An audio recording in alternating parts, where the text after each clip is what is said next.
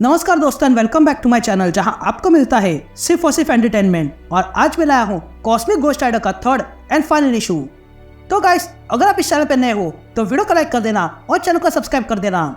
तो पिछले एपिसोड में आपने देखा कि कॉस्मिक घोस्ट राइडर पे बाउंटी लगी है क्योंकि उसने बहुत से लोगों को मारा है और इसीलिए मोनार्क बाउंटी लेकर फ्रैंक को मारने आया है। तो वही दूसरी तरफ कॉस्मिक घोस्ट राइडर लोगों को मारने में बिजी था, इसलिए वैल्करी उसे रोकने आती है और तब वहाँ फ्रैंक भी पहुंच जाता है और तब सबको पता चलता है कि असल में दो कॉस्मिक घोस्ट राइडर है। लेकिन ये कैसे हुआ, ये जानने से पहले ही फ्रैंक और कॉस्मिक घोस्ट राइडर को कुछ हो जाता है और वे दोनों बेहोश हो जाते हैं। अब आगे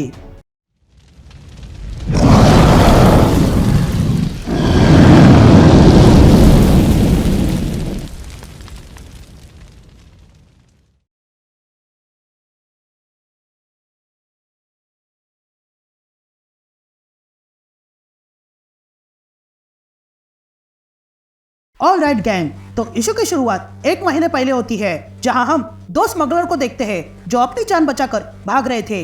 लेकिन तभी उन्हें वहां पर एक ब्लैक होल नजर आता है, इसलिए वे लोग खुद को बचाने के लिए उस ब्लैक होल में जाने लगते हैं। लेकिन तभी उन्हें सेंस होता है कि उनके शिप पर कोई आ चुका है और तब वहाँ कॉस्मिक घोस्ट राइडर आ जाता है और कहता है कि तुम स्मगलर्स हो और मैं तुम दोनों को नहीं छोड़ूंगा। तभी उनमें से एक स्मगलर कॉस्मिक घोस्ट राइडर पे अटैक करता है और कहता है कि तुम अपने काम से काम रखो।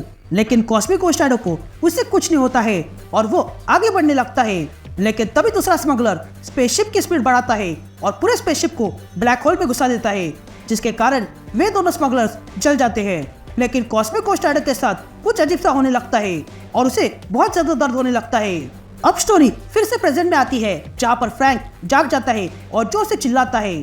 तभी फ्रैंक सबसे पूछता है कि यहाँ हुआ क्या है और मैं कहाँ पर हूँ, जिस पर वैल्करी फ्रैंक से कहती है शांत हो जाओ। लेकिन तभी फ्रैंक वैल्करी से कहता है कि अब मुझे सब कुछ याद आ गया है।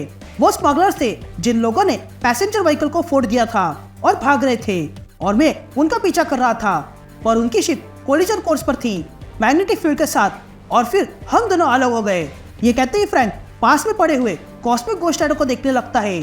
तभी वैल्करी फ्रैंक से कहती है कि जब तुम बेहोश हुए तब हमें ये मिला था और ये भी बेहोश था जिस तरह तुम थे। तभी फ्रैंक कहता है कि मैं ब्लैक होल में गिरा था और मेरे क्लोन बन गए, जिस पर एक्सेल फ्रैंक से कहती है कि ये तुम्हारे क्लोन नहीं है बल्कि तुम्हारा हिस्सा है, जिस पर फ्रैंक एक्सेल से कहता है कि साफ साफ बताओ। तभी एक्सेल कहती है कि मैं जब छोटी थी तब मेरी एक फेवरेट बुक थी जिसमें एक डॉक्टर था और उसने ये सीख लिया था कि अपने शरीर के हिस्से कैसे किए जाए। वो खुद से फियर, गुस्सा और लव को अलग कर सकता था, लेकिन फिर ये सारे हिस्से उसी डॉक्टर के खिलाफ हो गए क्योंकि वो एक दूसरे के बिना आधे अधूरे थे। जिस पर फ्रैंक एक्सेल से कहता है कि मैं कोई पागल साइंटिस्ट नहीं हूँ और मैंने खुद से कुछ अलग नहीं किया है। जिस पर वैल्करी कहती है कि हाँ तुमने नहीं किया है, लेकिन वो चमचमाता हुआ होल तुमने जो देखा था उसने किया है। जिस पर एक्सेल कहती है कि यही वो कारण है कि तुम किसी बाउंटी हंटर को मार नहीं पाए, क्योंकि अगर तुम एक होते तो तुम ये कर पाते, लेकिन अलग हो गए हो। लेकिन तभी कॉस्मिक घोस्ट राइडर जाग जाता है और फ्रैंक पे अटैक कर देता है क्योंकि उसे लग रहा है कि फ्रैंक इम्पोस्टर है। तभी कॉस्मिक घोस्ट राइडर फ्रैंक के मुंह पर पंच मारता है और फिर फ्रैंक का गला अपनी चेन से बांधकर फ्रैंक को कांच पे मारता है। तभी कॉस्मिक घोस्ट राइडर फिर से फ्रैंक को पंच मारने आता है, लेकिन इस बार फ्रैंक सामने से हट जाता है। तभी वैल्करी इन दोनों को रोकती है और कहती है कि बस बहुत हो गया, अब मेरी बात सुनो। तभी आगे वैल्करी कॉस्मिक घोस्ट राइडर से कहती है कि मैं देख सकती हूँ कि तुम मर रहे हो। जिस पर कॉस्मिक घोस्ट राइडर वैल्करी से कहता है कि बहुत सुन ली तुम्हारी बातें। जिस पर वैल्करी कॉस्मिक घोस्ट राइडर से कहती है कि तुमने मुझे मारना चाहा लेकिन फिर भी कुछ नहीं हुआ क्योंकि मैं तो सिर्फ। लेकिन तभी कॉस्मिक घोस्ट राइडर फिर से वैल्करी पर अटैक करने जाता है, लेकिन इस बार फ्रैंक उसे रोकता है और फ्रैंक कॉस्मिक घोस्ट राइडर को लेकर विंडो के बाहर गिर जाता है, जिसके कारण सारे लोग विंडो के बाहर खींचे जाने लगते हैं। यहाँ बाहर मोनार्क आ चुका था। तभी वो फैल्कन मोनार्क से पूछता है कि तुम यहाँ क्यों रुके हो, क्योंकि मेरे कैलकुलेशन के हिसाब से कॉस्मिक घोस्ट राइडर को इसी गैस स्टेशन पर रुकना चाहिए। जिस पर मोनार्क अपने फैल्कन को शांत रहने को कहता है। जिस पर फैल्कन गुस्से से मोनार्क से पूछता है कि तुम मुझे क्यों शांत रहने को कह रहे हो। जिस पर मोनार्क कहता है कि वो इसलिए क्योंकि वो बाहर आ रहा है। ये कहते ही वे दोनों देखते हैं कि फ्रैंक और कॉस्मिक घोस्ट राइडर बाहर आ चुके थे और वे लोग एक दूसरे से लड़ने में बिजी थे। तभी वहाँ दोनों कॉस्मिक गोस्ट राइडर को देखकर मोनाक भी कंफ्यूज था। यहाँ कॉस्मिक गोस्ट राइडर फ्रैंक को मारने वाला था कि तभी फ्रैंक अपने अंदर से कॉस्मिक गोस्ट राइडर की पावर्स निकालता है और कॉस्मिक गोस्ट राइडर बन जाता है। और ये देखकर कॉस्मिक गोस्ट राइडर को समझ में आने लगा था कि उसने जो सपना देखा था वो सच है। तभी कॉस्मिक गोस्ट राइडर फ्रैंक पे अटैक कर देता है और तब शुरू होती है cosmic ghost rider versus cosmic ghost rider.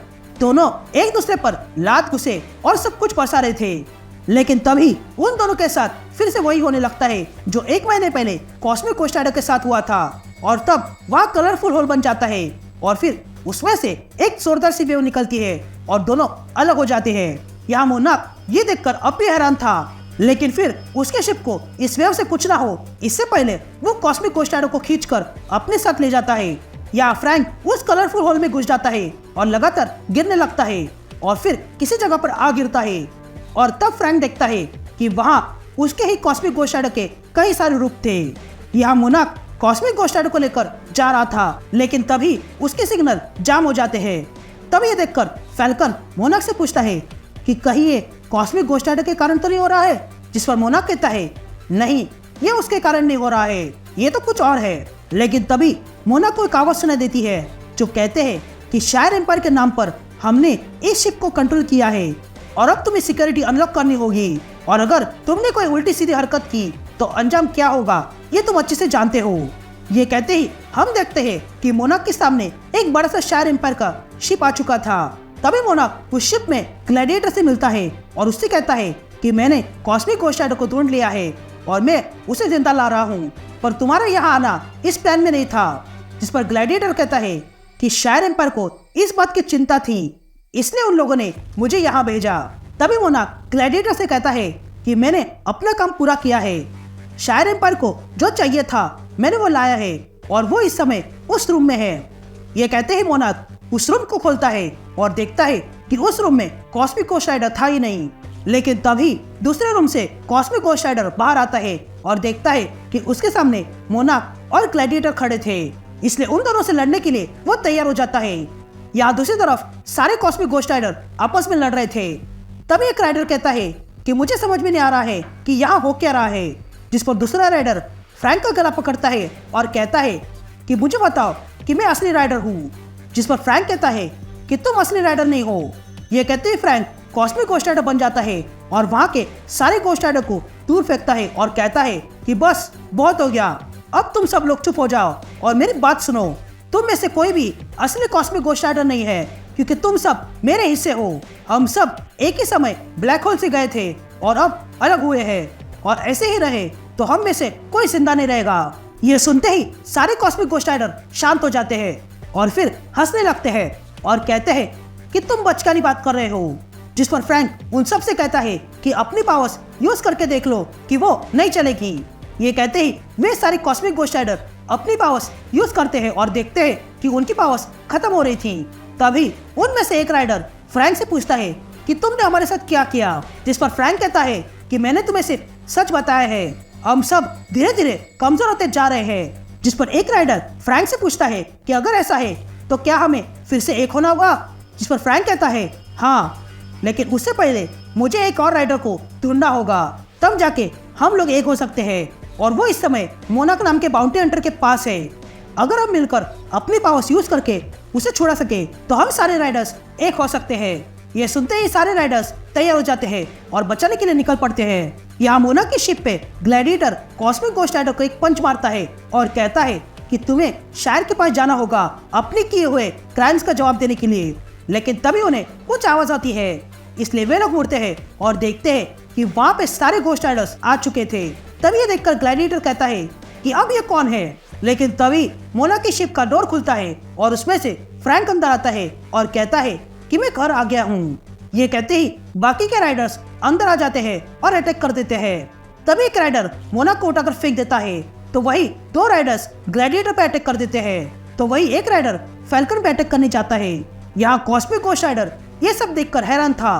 तभी वहाँ वैल्करी और एक्सेल आ जाते हैं। यहाँ फ्रैंक कॉस्मिक गोस्ट राइडर से कहता है कि हमारे साथ जो हुआ है उसे रिवर्स करने का तरीका ढूंढना होगा। जिस पर कॉस्मिक गोस्ट राइडर कहता है कि अगर हमें फिर से ब्लैक होल मिल जाए तो। जिस पर फ्रैंक कहता है कि यहाँ कोई ब्लैक होल नहीं है, लेकिन मैंने ये फिगर आउट कर लिया है कि जब हम लड़ रहे थे तब एक ऊर्जा बनी थी जिसके कारण ही मैं अपने बाकी हिस्सों से अलग हो गया था, और अगर मैं वो ऊर्जा फिर से बना सका तो काम बन जाएगा। जिस पर कॉस्मिक गोस्ट राइडर फ्रैंक से कहता है कि तुम्हारा इरादा है कि तुम इस शिप को शायर एम्पायर की शिप से टकराने वाले हो ताकि वैसे ही ऊर्जा बने। जिस पर फ्रैंक कहता है कि हाँ, मेरा कुछ ऐसा ही प्लान है, इससे या तो हम फिर से एक हो जाएंगे या फिर हम सब मारे जाएंगे।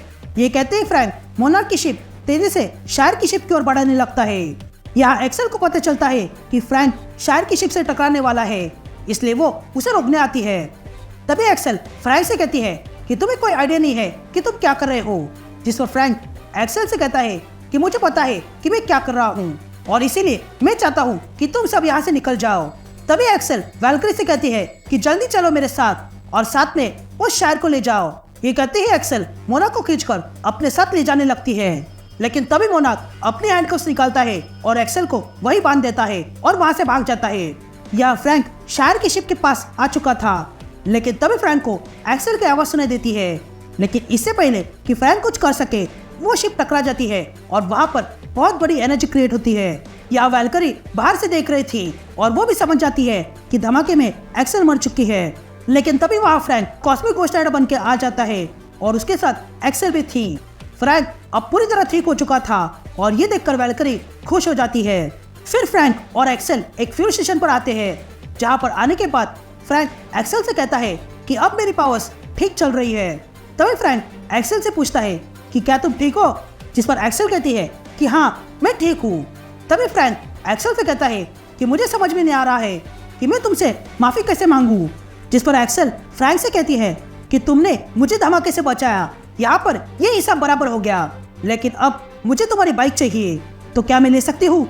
जिस पर फ्रैंक एक्सेल को बाइक ले जाने को कहता है। तभी एक्सेल वो बाइक लेकर जाती है और तब हमें पता चलता है कि उस धमाके के कारण एक्सेल भी अब कॉस्मिक गोस्ट राइडर बन चुकी है। और इसी के साथ ये सीरीज यही खत्म हो जाती है।